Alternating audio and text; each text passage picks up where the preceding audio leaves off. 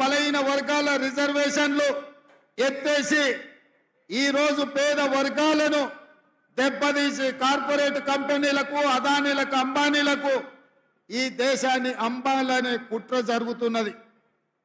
అందుకే ఈ మధ్యలో నేను విస్పష్టంగా భారతీయ జనతా పార్టీని సూటిగా ప్రశ్నించిన డాక్టర్ బాబాసాహెబ్ అంబేద్కర్, జవహర్ లాల్ నెహ్రూ గారు, వల్లభాయ్ పటేల్ గారు, మహాత్మా గాంధీ గారు కలిసి ఈ దేశంలో ఉన్న సామాజికంగా ఆర్థికంగా వెనుకబడి సమాజం యొక్క వివక్షకు లోనైన ఎస్సీ ఎస్టీలకు ఆ తర్వాత బీసీలకు ఇచ్చిన రిజర్వేషన్లను వాళ్ళు ఆ రోజు మనము వాళ్ళ అభ్యున్నతి కోసం మనం ఇస్తే 75 సంవత్సరాలు స్వతంత్రం వచ్చినా ఈరోజు దళితుల గిరిజనుల జీవితాలలో రావాల్సినంత మార్పు రాలేదు.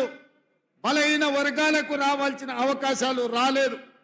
అందుకే రాహుల్ గాంధీ గారు కన్యాకుమారి నుంచి కశ్మీర్ వరకు 150 రోజులు 4000 కిలోమీటర్లు పాదయాత్ర చేసినప్పుడు బలహీన వర్గాలకు సంబంధించిన డాక్టర్లు, ఇంజనీర్లు, లాయర్లు, ఐఏఎస్లు, ఐపీఎస్లు, పీజీలు, పిహెచ్డీలు చదువుకున్న విద్యార్థులు రాహుల్ గాంధీ గారిని కలిసి ఈ దేశంలో మేము 52% ఉన్నాం, మా జనాభా లెక్కలు వేయండి, మా జనాభా దామాషా ప్రకారం మాకు రిజర్వేషన్లు ఇవ్వండి, మాకు నిధులను కేటాయించండి, మేము కూడా ఈ సమాజంలో భాగస్వాములమే, ఈ దేశ నిర్మాణంలో మాకు సముచితమైన అవకాశం ఇవ్వండి అని చెప్పి ఈ వర్గాలకు సంబంధించిన నాయకులు వచ్చి రాహుల్ గాంధీ గారిని కలుసుకున్నారు. కాంగ్రెస్ పార్టీ సామాజిక స్పృహతోటి సామాజిక న్యాయం చెయ్యాలన్న ఆలోచనతోటి రాహుల్ గాంధీ గారు స్పష్టంగా తెలంగాణ రాష్ట్రంలో కాంగ్రెస్ ను అధికారంలోకి తీసుకురండి, తప్పకుండా బీసీ జనాభా లెక్కలు కట్టి మీకు నిధులు నియామకాలకు అవకాశాలు కల్పిస్తామని మాట ఇచ్చారు. ఆ మాట ప్రకారం ఇవాళ ఈ దళితులు, గిరిజనులు, బలహీన వర్గాలు కాంగ్రెస్ కు అండగా నిలబడి 10 సంవత్సరాలు తెలంగాణ రాష్ట్రాన్ని పట్టి పీడించి ఈ రాష్ట్రాన్ని సర్వనాశనం చేసి 10 ఏళ్లలో 100 ఏళ్లకు సరిపోయే విధ్వంసం చంద్రశేఖరరావు చేసి ఈ రాష్ట్రాన్ని దోసుకుంటుంటే మీరందరూ కలిసికట్టుగా అండగా నిలబడి ఈనాడు ఇందిరమ్మ రాజ్యాన్ని, కాంగ్రెస్ ప్రభుత్వాన్ని తీసుకొచ్చింది. మరి ఇవాళ నేను అడుగుతున్న మిత్రులారా, మా బలహీన వర్గాల సోదరులను నేను అడుగుతున్నా, మా దళితులను, మా గిరిజనులను నేను అడుగుతున్నా, మీ అండతోని, మీ ఆశీర్వాదంతోని ఇవాళ ఈ తెలంగాణ రాష్ట్రానికి ముఖ్యమంత్రిగా బాధ్యతలు చేపట్టిన నేను, మా మిత్రుడు శ్రీధర్ బాబు గారు, మా మిత్రుడు పొన్నం ప్రభాకర్ గారు ఈరోజు బలహీన వర్గాలను జనాభాను లెక్క పెట్టండి అని మంత్రివర్గంలో పాస్ చేసినాం, శాసనసభలో తీర్మానం చేసినాం, దానికి సంబంధించి నిధులు కేటాయించినాం. అదేవిధంగా సమాజంలో మైనారిటీలు పూర్తి స్థాయిలో వివక్షకు లోనవుతున్నారని ఆనాడు షబ్బీర్ అలీ గారి నేతృత్వంలో డాక్టర్ వైఎస్ రాజశేఖర రెడ్డి గారు మైనారిటీలకు కూడా 4% రిజర్వేషన్ ఇచ్చి వాళ్ళు కూడా ఈ దేశంలో భాగస్వాములే, ఈ దేశంలో వాళ్ళకు కూడా న్యాయం జరగాలి అని నిర్ణయం తీసుకున్నారు.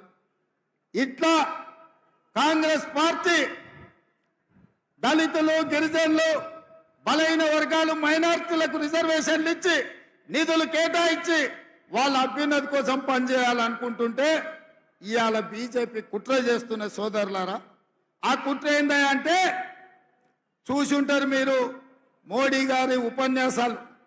इस बार 400 पार, हमें पूछा क्यों भाई आपको 300 पिछले बार मिले और इस बार भी कुछ कम उधर इधर 300 मिले तो सरकार बनाने वाले हैं, क्यों 400 मांग रहे हैं? तो भारतीय जनता पार्टी के लोग ये कह रहे हैं कि पार्लियामेंट में 2/3 मेजॉरिटी अगर उन लोगों को मिले तो वो संविधान को बदलने के लिए मौका मिलेगा. అంటే ఈసారి 400 సీట్లు వస్తే రాజ్యాంగాన్ని మార్చాలంటే పార్లమెంటులో 2/3 మెజారిటీ ఉండాలి. అందుకే 400 సీట్లు తీసుకొని రాజ్యాంగాన్ని సమూలంగా మార్చి రిజర్వేషన్లను రద్దు చేయాలని ఈరోజు ఆర్ఎస్ఎస్ బీజేపీ కుట్రలో భాగంగా ఈరోజు వాళ్ళు ప్రయత్నం చేస్తున్నారు. మరి నేను అడుగుతున్నా, మీకు రిజర్వేషన్లు ఇచ్చి, మీకు విద్యలో రిజర్వేషన్లు ఇచ్చి, మీకు ఉద్యోగాలలో రిజర్వేషన్లు ఇచ్చి, ఇవాళ మీకు రాజకీయాలలో రిజర్వేషన్లు ఇచ్చినందుకే అట్లూరి లక్ష్మణ్, కవంపల్లి సత్యనారాయణ, మేడిపల్లి సత్యం లాంటి వాళ్ళు ఎమ్మెల్యేలు విప్పులైనరు. దామోదర్ రాజ నరసింహ గారు మంత్రి అయినరు. బట్టి విక్రమార్క గారు ఉప ముఖ్యమంత్రి అయినరు. బలరాం నాయక్ గారు కేంద్ర మంత్రి అయిండు. సర్వే సత్యనారాయణ గారు కేంద్రంలో మంత్రి అయిండు. ఇవాళ ఉన్న ఫలంగా ఎస్సీ ఎస్టీ రిజర్వేషన్లు రద్దు చేస్తే వీళ్ళందరూ ఎక్కడికి పోవాలి? చదువుకుంటున్న పిల్లలు ఏం చేయాలని నేను అడుగుతున్నా. అందుకే నేనన్నా, కుదరదు, మీరు కుట్రలు చేస్తుండ్రు, మీ కుతంత్రాలను తిప్పి కొడతామని వాళ్ళ రహస్య ఎజెండా మీద నేను బహిరంగంగా మాట్లాడిన. భారతీయ జనతా పార్టీని ప్రశ్నిస్తే ఈ దేశ ప్రధానమంత్రి నరేంద్ర మోడీ, ఈ దేశ హోంశాఖ మంత్రి అమిత్ షా నా మీద పగబట్టి ఢిల్లీలో కేసు పెట్టిండ్రు. ఎవరయ్యా ఫిర్యాదుదారంటే కేంద్ర హోంశాఖను స్వయంగా పోయి రేవంత్ రెడ్డి బీసీలను, ఎస్సీలను, ఎస్టీలను జాగృతం చేస్తుండు. వాళ్ళ రిజర్వేషన్ల రద్దు మీద ఊరూరు తిరిగి ప్రచారం చేస్తుండు. ఆయనను అర్జెంటుగా అరెస్టు చేయాలని ఢిల్లీలో కేసు పెట్టిరు. నేను అడుగుతున్నాడు నా మిత్రులు, ఒకవేళ నేను మాట్లాడింది తప్పైతే ఈడ బీజేపీ నాయకులు లేరా? ఈడ మీ ఎంపీ ధర్మపురి అరవిందే బీజేపీ కదా, పక్కన బండి సంజయ్ బీజేపీ కదా, ఆ పక్కన కిషన్ రెడ్డి గారు కేంద్ర మంత్రి కదా. తెలంగాణలో ఎందుకో కేసు పెట్టలేదు, ఎందుకో ఫిర్యాదు చేయలేదంటే ఈడీ, ఇన్కమ్ ట్యాక్స్, సిబిఐ కాదు, ఈ రోజు ఢిల్లీ పోలీసులను కూడా ఉపయోగించి మనల్ని భయపెట్టాలని చూస్తున్నారు. నేను అడుగుతున్న మిత్రులారా, ఈడ చాలా మంది యువకులు 10 ఏళ్ళు చంద్రశేఖరరావు చేసింది ఇదే కదా. మన కార్యకర్తల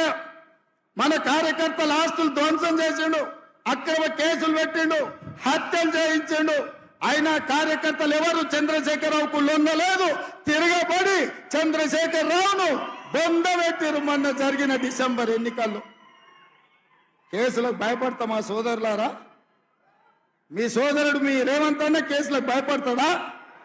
చంద్రశేఖరరావు చెర్లపల్లి జైలుకు తోలితే భయపడ్డామా? చెంచల్గూడ జైల్లో బంధిస్తే భయపడ్డామా? తిరగబడి కొట్లాడినాం, కేసులు పెట్టినోని ఇవాళ పండబెట్టినాం, గోతి తీసి పాతి పెట్టినాం.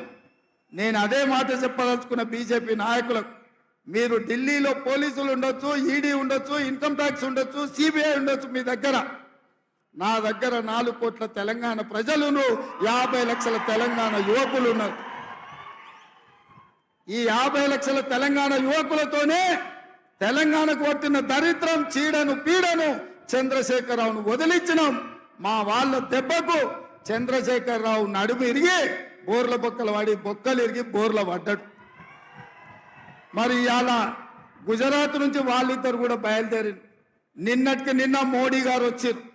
ఆయన ఈ దేశ ప్రధానమంత్రి, ఆయనను గౌరవించాల్సిన బాధ్యత మన మీద ఉన్నది.